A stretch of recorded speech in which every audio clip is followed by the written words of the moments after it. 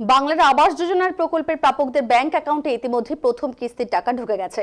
ঘর প্রাপকদের টাকা যাতে কোনো প্রতারক নিতে না পারে সেই বিষয়ে প্রশাসনের তরফে উপভোক্তাদের নিয়ে বিশেষ সচেতনতা শিবির করা হয়েছে। এদিন ডুয়ার্সের মেটেলি ব্লকের মাটিয়ালি বাতাবাড়ি 2 নম্বর গ্রাম পঞ্চায়েতের অন্তর্গত বাংলার বাড়ি আবাস প্রাপক উপভোক্তাদের নিয়ে উত্তর ধূপজোড়ায় ওই শিবির করা হয়েছে। শিবিরে যাবতীয় বিষয় নিয়ে প্রশাসনের তরফে উপভোক্তাদের বলা হয়েছে কিভাবে ঘর তৈরি হবে, কত কিস্তিতে টাকা পাবে ইত্যাদি বিষয়ে এদিন উপভোক্তাদের জানানো হয়েছে। পাশাপাশি কোনো রকম প্রতারণার ফাঁদে যাতে উপভোক্তা না পড়ে সে বিষয়ে এদিন তাদের সচেতন করা হয়েছে।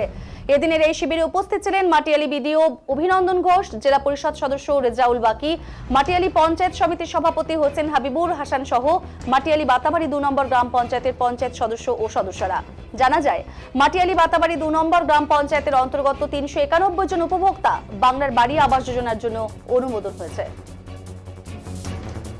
বাকি টাকাটা তুলবো।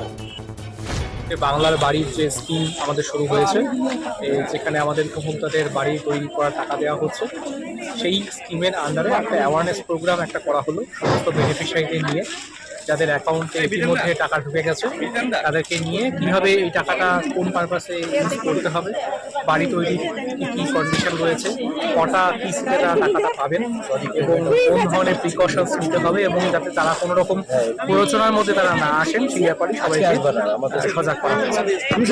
গ্রাম পঞ্চায়েত ভিত্তিক প্রোগ্রামগুলো হবে, এটা প্রত্যেক গ্রাম পঞ্চায়েতই প্রোগ্রাম হবে।